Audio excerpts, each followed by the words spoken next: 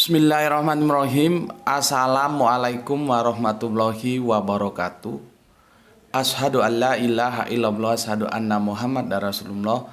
Allahumma sholli ala sayyidina Muhammad wa ala ali sayyidina Muhammad kama sholaita ala sayyidina Ibrahim wa ala ali sayyidina Ibrahim bil alamina innaka Hamidum Majid.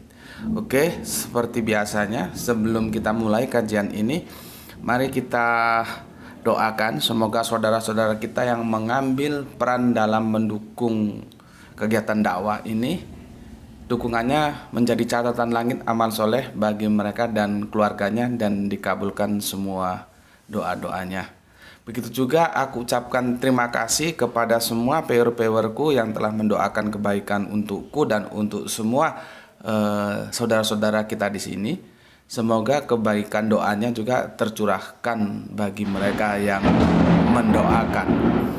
Oke, saat ini iklim lagi tidak bersahabat, ini gelap, jadi nanti seperti biasanya ya, memang akhir-akhir ini cuacanya seperti ini lagi mendung gelap ya.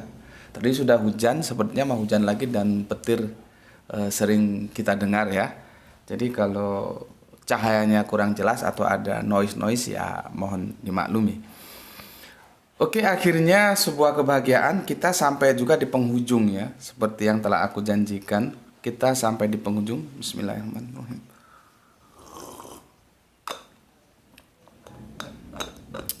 Kita sampai di penghujung dari sebuah tajuk kemunculan Islam dalam keserjanaan revisionis ya. Sebuah tanggapan. Ini adalah seri yang keempat tamat ya. Ini penghujung 4 tamat. Ini aku hapus dulu ya. Jadi insya Allah nanti kalau ini sudah tamat, kita bisa beralih membahas tentang benar nggak sih Nabi Muhammad itu tidak selamat sehingga harus didoakan selamat. Benar nggak sih pemahaman kita tentang sholawat seperti yang kita pahami selama ini? Dan apakah kita bisa menyalahkan teman-teman Kristen yang menuduh bahwa Kanjeng Nabi Muhammad itu tidak selamat? Itu nanti bisa kita kupas setelah ini kita selesaikan ya. Oke, sebelumnya aku mau cerita dulu ya tentang sebuah sahabat. Jadi aku bersahabat itu di samping dengan teman-teman sebayaku, aku juga bersahabat banyak dengan teman-teman yang mereka pantas menjadi bapakku ya. Artinya mereka seusia dengan bapakku. Jadi hubungannya bapak anak. Salah satu sahabatku itu adalah namanya Pak Paat. Semoga Allah selalu mengampuni dosa-dosanya ya, dan memberikan sebuah keindahan dalam tidur panjangnya karena beliau sudah meninggal ya. Pak Paat ini orangnya ya samalah sepertinya kami. Memang orang-orang yang tidak punya masa lalu begitu baik. Artinya kami sama-sama yang pernah hidup dalam dunia-dunia hitam ya, yang jauh dari nilai-nilai kebajikan, tapi akhirnya dalam satu momen tertentu berusaha, bukan menjadi loh ya, berusaha untuk bisa menjadi ya. Dari yang hitam berusaha untuk bisa menjadi putih ya. Jadi kami punya latar belakang yang sama ya, ya hitam lah gitu ya. Yang kami belajar sampai detik ini pun aku masih belajar untuk bisa menjadi putih ya. Itu latar belakang kami, sehingga dengan adanya latar belakang yang sama itu ya, meskipun generasinya beda, hubungan kami itu sangat dan sangat dekat sekali gitu. Beliaunya Pak Paat ini begini, dia itu selalu jadi gini. Biasanya kita habis sholat maghrib ya, ba'da maghrib itu ada kajian rutin ya, atau ada yang seminggu 3 kali atau 2 kali gitu, tergantung bagaimana takmir masjid mengelola jadwal kajiannya ya. Ada yang rutin, ada yang 2 kali, 3 kali, itu beda-beda tiap masjid itu. Biasanya itu kajian itu tiap ba'da maghrib itu hingga ba'da isya. Jadi sekitar 1 jaman lah, atau paling lama 1,5 jam lah ya, begitu. Dan setiap ada kajian, aku selalu dipanggil keluar.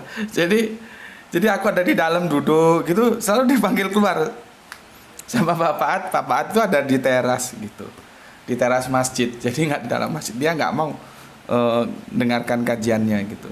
Apalagi kajian yang sifatnya tidak analitik ya, tidak analitik. Itu kalau analitik itu kan kajiannya dia langsung ke apa, ke materialnya ya, ke bukti materialnya. Ini terutama yang kajian-kajian sejarah itu, yang cerita-cerita itu, aku mesti dipanggil keluar. Ya, sudah sini aja, nggak usah ikut pengajian seperti itu gitu. Terus kenapa Pak? Itu loh yang disampaikan ustadz itu adalah cerita cerita. Dia dapat cerita dari gurunya atau dari bapak-bapaknya, nanti bapak-bapaknya dapat cerita.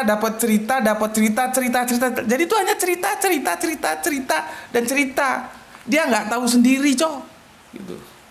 Itu hanya cerita, dia nggak tahu sendiri. Dia menceritakan cerita yang diceritakan oleh dia. Jadi untuk apa didengerin orang belum tentu benar. Itu hanya sebatas cerita gitu. Dia nggak roh dewe gitu. Nah, jadi akhirnya di komunitas kami anak-anak masjid ini ada istilah roh dewe gitu ya. Roh dewe.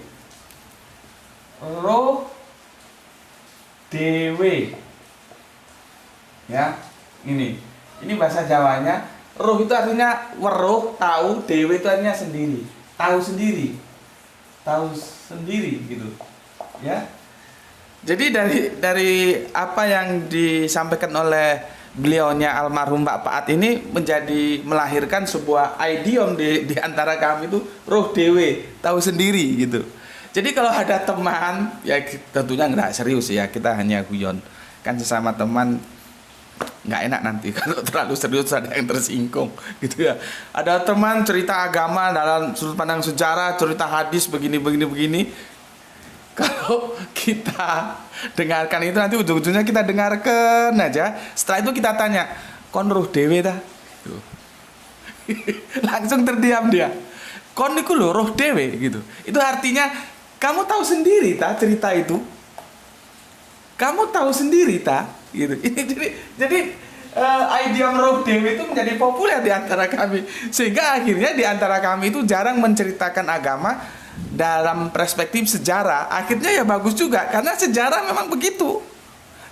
Nanti daripada sama temannya ditanya, kon roh dewi kon lah isi jarene toh, kamu kan hanya katanya. Sampai Pak Paat itu radikal banget kalau dia ngomong, cocok. Itulah ustadznya, jangankan cerita tentang yang berabad-abad tahun yang lalu. Dia nama kakeknya dari kakeknya aja dia enggak tahu itu. Enggak tahu dia. Nama kakeknya dia siapa, terus kakeknya dari kakeknya itu siapa, itu dia enggak tahu. Gitu. Enggak tahu sendiri, ora roh dewe. Dia sebatas diceritakan.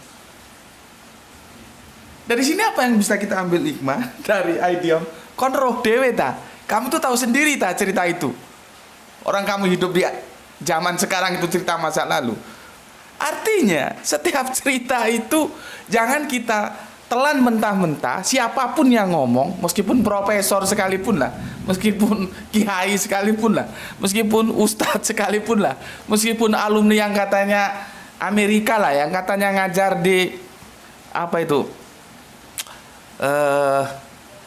mana buku bapak yang biru di kampus apa namanya, Nordem apa, buku bapak ini catatan ada catatan bapak. Oh sorry nggak di sini ada bukunya bapak. Mana tadi buku bapak ya, yang katanya ngajar di universitas apa ya, sebentar saya baca. Universitas apa sih namanya? Di mana ini ngajar? Nggak tahu aku. Oh ini ya. Di Universitas nggak ada di sini. Biasanya aku catat ya. Yang kemarin aku baca itu di Universitas. Ini ada Universitas Notre Dame, sulit sekali bacanya. Universitas Notre Dame Amerika Serikat. Ya, itu sama saja. Dia mau cerita apa saja, sejarah apa saja, pertanyaannya sama kita ajukan. Seperti kalau kita dengar kiai, dengan ustadz, dengan apa, kita harus tanya, kon roh dewe dah cerita gue. Kamu tahu sendiri cerita itu. Artinya apa? Setiap orang punya cerita. Makanya aku itu, ya mungkin karena background akademisku itu eksak ya, langsung saja uji material. Karena kalau dia bawa cerita, kita juga bisa punya cerita. Dia punya sejarah, kita juga punya sejarah. Dia bikin sejarah, kita juga bisa bikin sejarah. Kan begitu. Karena apa? Kita manusia-manusia yang tidak roh dewe. Kita manusia-manusia yang tidak tahu sendiri. Kita hanya manusia-manusia yang tahu jarene, katanya. Katanya si A, si B, si C, si E, sampailah ke kita. Jadi karakter sejarah seperti itu. Tapi bukan berarti aku menolak sejarah loh ya, harus dipahami. Ya, tidak. Aku berulang kali mengatakan, sejarah itu perlu, tapi kita perlu juga memberikan cara pandang yang kritis. Sejauh apa sih yang dia omongan itu benar? Masalahnya kenapa? Kita pada umumnya bukan generasi yang roh dewe. Bukan generasi yang kita hadir dalam ruang dan waktu ketika sejarah itu terjadi. Kita kan hanya katanya. Maka dari itu, ya, aku bisa memahami apa yang disampaikan oleh Pak Paat itu. Jadi setiap aku ada di dalam masjid dengar kajian itu dipanggil aku. Sudah cok, kenapa sih Pak? Oh nggak mau ikut kajian? Itu loh katanya. Itu nggak tahu sendiri itu. Itu loh. dari sini yang mau aku sampaikan, hati-hati dengan katanya. Ya, hati-hati dengan katanya. Siapapun dia, meskipun dia seorang profesor ngajar di Notre Dame University dari Amerika sana, meskipun dia kiai, meskipun dia ustadz, jangan pernah memberikan cek kosong, karena cek kosong itu hanya kepada Kanjeng Nabi, karena dialah yang punya hak untuk mendapat julukan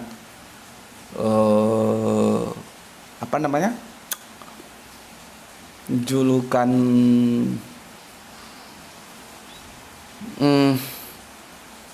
lupa aku, error julukan. Intinya dia itu tidak boleh dikritik. Maksum, julukan maksum, gelar maksum itu hanya pada Nabi. Dia itu tidak boleh dikritik. Nanti kalau beliaunya salah, maka Allah sendiri yang akan membenarkan. Seperti beliau kan pernah juga salah tentang madu, tentang apa, itu Allah sendiri. Otoritas membenarkan beliau itu ada pada Allah, bukan kita. Maka kepada beliaunya, Kanjeng Nabi Muhammad, kita berkarakter sami'na wa ta'na. Nanti kalau beliau salah, Allah, itu hak Allah untuk membenarkan beliau, bukan hak kita. Tetapi ini kadang-kadang orang salah menerapkan sifat maksum. Siapapun selain beliau itu boleh kita kritik. Meskipun penulis Ibnu Ishaq kok, Ibnu ini toh, Ibnu itu toh, Ibnu Batuta toh, penulis-penulis barat kok, pemikir-pemikir barat kok. Siapa saja aku bilang. Bahkan Abu Bakar sekalipun itu boleh kita kritik. Kita boleh setuju, boleh tidak. Karena tidak ada yang menyandang gelar maksum itu kecuali Kanjeng Nabi. Jadi kalau kembali kita menggunakan istilah roh dewe, itu menunjukkan hati-hati. Yang diomongkan itu bisa benar, bisa juga salah. Gitu ya. Gitu. Oke. Sebagai penutup, itu tadi introduction. Semoga kalian bisa paham ya. Bismillahirrahmanirrahim.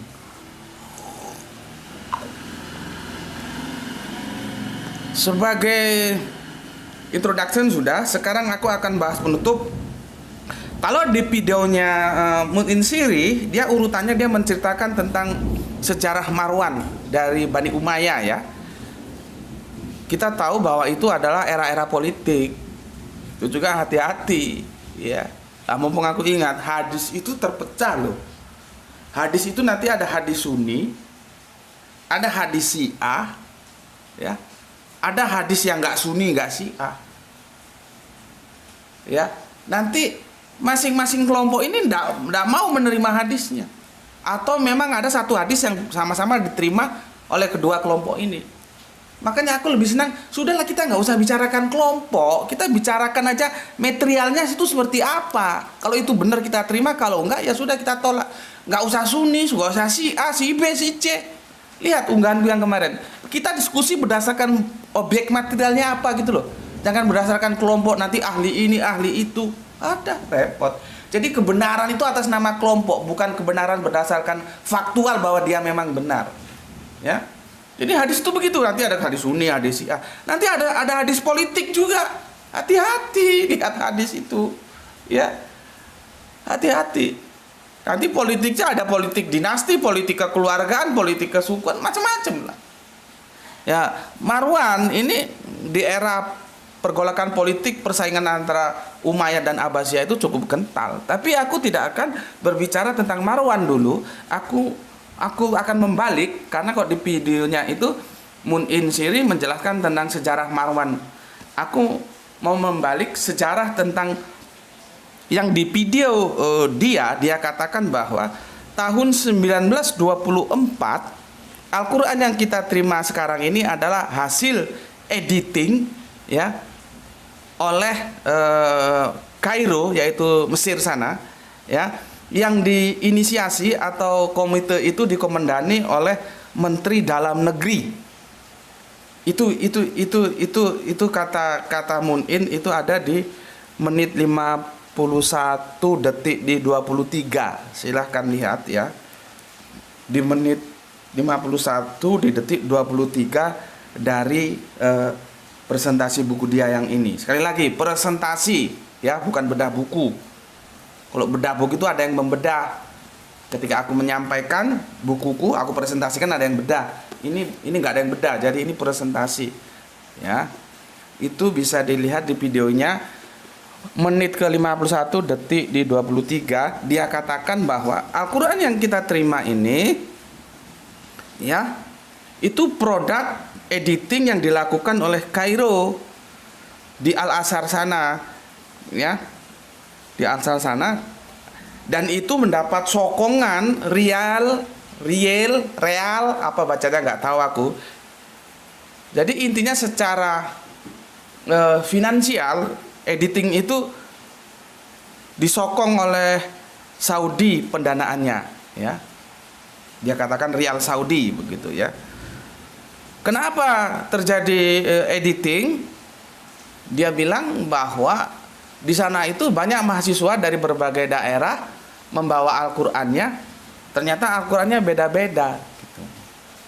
Al-Qur'annya beda-beda. Dia tidak menjelaskan apa yang membedakan. Yang beda itu apanya? Baca, cara membacanya, teksnya. Kalau cara membaca kita tidak perlu rame. Memang ada qiraatun sab'ah. Ternyata bukan hanya qiraatun sab'ah ya. Bukan 7 cara membaca. Ternyata setelah aku diskusi dengan temanku yang alumni Darul Lughah, ada sebuah pondok namanya Darul Lughah, itu lagomnya itu juga ada 7 ternyata. Bukan qiraatunnya, lagomnya itu ada. Jadi lagu itu ternyata dari bahasa Arabian, lagom. Ya. Jadi kita bela-belaan saja, bukan saja. Orang kita kan mau mencari kebenaran, yang benar ya benar, yang salah salah. Tapi jangan ngomong seperti roh dewe. Makanya kita langsung kalau ke bukti materialnya kan kita nggak roh dewe lah, bukti materialnya ada ya, gitu loh. Ya. Oke. Yang menjadi aneh ya, kalau memang Al-Quran itu mau di editing ya, itu standar yang digunakan, standar untuk membenarkan itu mana? Misalkan dari Indonesia, kok dia ceritakan gitu. Dari Indonesia bawa Al-Quran, dari Afrika, Maroko bawa Quran, dari Malaysia bawa Quran, dari India bawa Al-Quran, dari Amerika bawa Al-Quran, dari Inggris bawa Al-Quran, terus Al-Qurannya beda. Dia nggak dijelaskan yang beda itu apanya dulu. Jangan-jangan peristiwa ini memang benar, tapi yang beda itu apa ya? Jangan-jangan juga nggak benar, orang namanya nggak aruh dewe kok. Ya, dia tidak jelaskan yang beda itu apanya, apa teksnya. Kalau teksnya yang beda itu yang benar gimana, terus standar untuk menyatakan ini benar ini salah itu apa? Karena harus ada standar kebenaran. Nggak sakarepe dewe, oh ini benar ini salah. Ya, itu menurutku aneh saja. Kok alasannya sesederhana itu? Karena tiap-tiap daerah membawa Al-Qur'annya dari daerahnya masing. Loh, Al-Qur'annya itu kan pusatnya dari Saudi Arabia sana. Kenapa harus nunggu yang dari macam-macam daerah itu? Memangnya Al-Quran turun di Indonesia? Coba. Ini kan tidak ditanyakan sama anak-anak UIN yang kemarin itu hadir di acara itu. Ya maklumlah mereka masih mahasiswa. Apanya yang beda? Terus standar untuk menyatakan benar. Misalkan gini, ini salah, yang benar ini. Ya. Yang benar ini itu gimana? Terus siapa yang memberi otoritas Kairo untuk melakukan editing Al-Quran? Memangnya Al-Quran ini miliknya Kairo? Ya. Yang aneh lagi, komite itu diinisiasi, dikepalai oleh Menteri Dalam Negeri. Coba. Menteri Dalam Negeri menginisiasi menjadi ketua komite dalam bidang pendidikan. Berarti kalau sekarang di antara kita ini ya, sering guyon, berarti di negara kita ini ada menteri segala urusan. Ternyata sejak dulu di Mesir tahun 1924 sudah ada menteri segala urusan ya. Sampai-sampai menteri dalam negeri kok ngurusi masalah pendidikan. Di situ aja sudah aneh. Seharusnya kalau memang itu ada terjadi, ya menteri pendidikan lah. Ngapain kok menteri dalam negeri? Menteri dalam negeri ngurusi pertahanan dalam negeri, bukan ngurusi pendidikan. Tapi ya nggak tahu lagi. Mungkin era itu seperti era Indonesia sekarang. Dalam guyonan itu ada istilah menteri segala urusan. Jadi urusan apa aja dia urus. Sampai-sampai menteri dalam negeri ngurusi masalah pendidikan. Itu ternyata tahun 1924 di Mesir sudah terjadi. Jadi kalau sekarang ada nggak usah kaget. Adanya menteri segala urusannya. Itu rasionalitasku sulit gitu loh. Sulit menerima hal-hal seperti itu. Ya. Sulit menerima.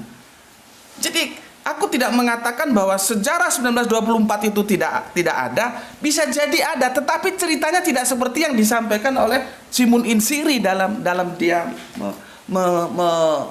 mempresentasikan bukunya. Sebetulnya masalahnya apa kita kan tidak tahu. Toh dia juga enggak, dia itu kan produk tahun berapa? Seperti aku produk tahun 60-an. Artinya ketika ini terjadi belum lahir dong 1924. Dia juga kan belum lahir. Dia kan tahu dari cerita sejauh mana cerita itu benar. Itu loh. Masalahnya kan di sana. Kalau ada 7 bacaan yang berbeda, itu kita sudah tahu sejak dulu. Karena lidah orang beda-beda.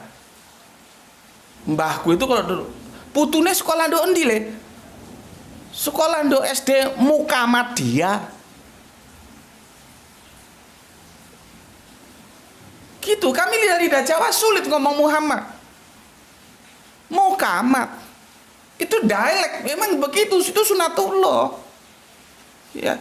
Tapi kan yang dimaksud Muhammad, yang dimaksud Muhammad itu orangnya satu. Ya maklumlah lidah nggak pernah makan kurma suruh ngomong Muhammad ya nggak bisa. Muhammad itu dalam komunitas Jawa itu biasa karena memang dialeknya seperti itu. Tetapi apapun adanya yang dimaksud dengan Muhammad dan Muhammad itu tetap aja merujuk pada satu personal, bukan personal yang lain. Itu masalahnya. Makanya kalau ada perbedaan-perbedaan di lagong atau kiroah itu kita bisa terima. Masalahnya dia bilang perbedaan dari negara-negara yang bawa Al-Qur'annya masing-masing. Itu apanya yang beda? Terus kan asalnya dari Arab Saudi, keturunnya kan di Jazirah Arab sana, khususnya Mekah, Madinah sana. Kalau memang ada, kenapa Kairo harus menunggu tahun 1924?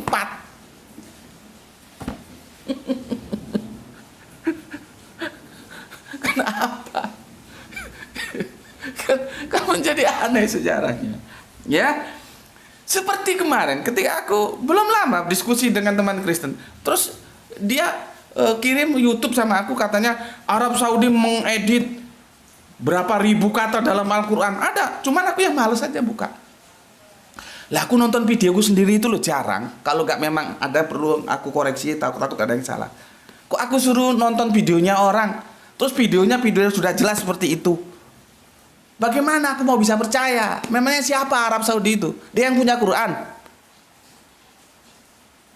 Setelah aku konfirmasi, aku telepon sama temanku yang pernah hidup di Arab, dia bilang itu omong kosong. Jadi berita-berita seperti itu berita-berita omong kosong. Gitu loh.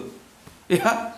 Jadi semoga semuanya paham ya tentang sejarah 1924. Sudah aku kasih tanggapan seperti itu ya. Sekarang kita ke belakang sejarah tentang Marwan. Ini kita agak sulit karena kita nanti masuk ke teks. Ya, masuk ke teks. Leh, tolong ini dicas dulu, Leh. Dicas dulu. Biar itunya aja ya. Biar itunya aja. Dicas dulu. Oke. Kita sekarang ke Marwan ya. 1924 sejarah yang katanya terjadi editing Al-Quran sudah aku komentari seperti itu.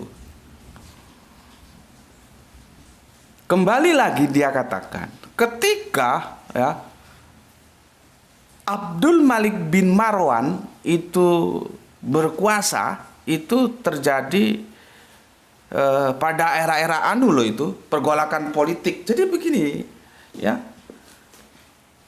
Memang Arab itu kalau suruh bersatu itu sulit. Itu sudah sejak dahulu sebelum Kanjeng Nabi Muhammad dilahirkan dan sebelum menjadi nabi.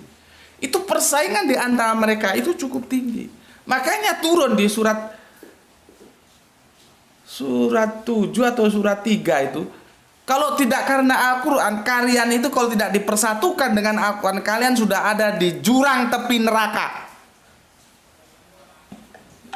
Leh, coba cari jurang tepi neraka. Sebentar, itu di surat apa? Itu ingat Bapak itu surat 7 apa surat 3 ya? Kamu bisa nyarinya. Jurang tepi neraka, kamu ketik jurang tepi neraka.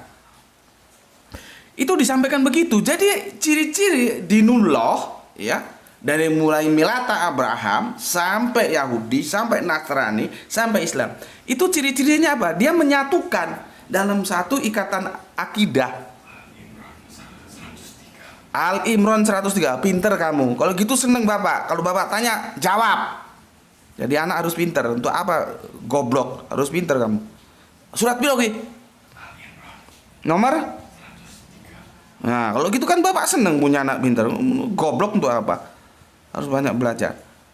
Nih ya, Al-Imran 103. Dan berpegang teguhlah kamu semuanya pada tali Allah, dan janganlah kamu bercerai-berai, dan ingatlah nikmat Allah kepadamu ketika kamu dahulu bermusuhan, lalu Allah mempersatukan hatimu sehingga dengan karunia-Nya kamu menjadi bersaudara, sedangkan ketika itu kamu berada di tepi jurang neraka, lalu Allah menyelamatkan kamu dari sana. Demikianlah Allah menerangkan ayat-ayatnya kepada kamu ya, agar kamu mendapat petunjuk.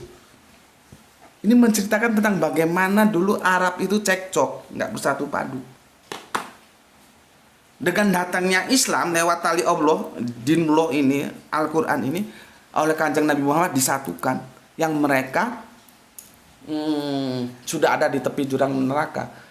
Setelah era kenabian Kanjeng Nabi Muhammad bergeser itu peperangan, intrik-intrik masa lalu itu mulai kambuh lagi. Jadi itu bukan cerita baru, itu cerita lama yang kambuh lagi. Dia bisa redam ketika Islam disampaikan, ketika Kanjeng Nabi Muhammad masih sugeng. Setelah itu mereka kumat lagi. Dari mulai khalifah pertama, khalifah kedua, ketiga, sampai keempat, dan berikut-berikutnya. Itu pergolakan peperangan di antara mereka, intrik-intrik politik itu kumat maneh.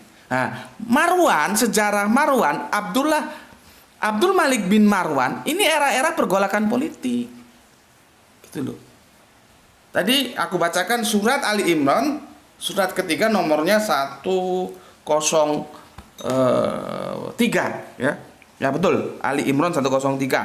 Nggak usah aku tulis lah ya, karena itu hanya sekilas saja. Bagaimana menggambarkan dengan Islam ini orang-orang Arab itu karena prototipnya pada waktu Arab disatukan. Dengan lewat apa? Lewat akidah. Ya. Makanya Islam itu seluruh dunia bersaudara karena diikat oleh tali persaudaraan akidah gitu. Oke. Ini sudah berapa, Leh? 30 menit. Oke lah, supaya tidak terlalu panjang ya, yang Malik bin Marwan, karena ini akan membahas teks ini, dia agak sulit.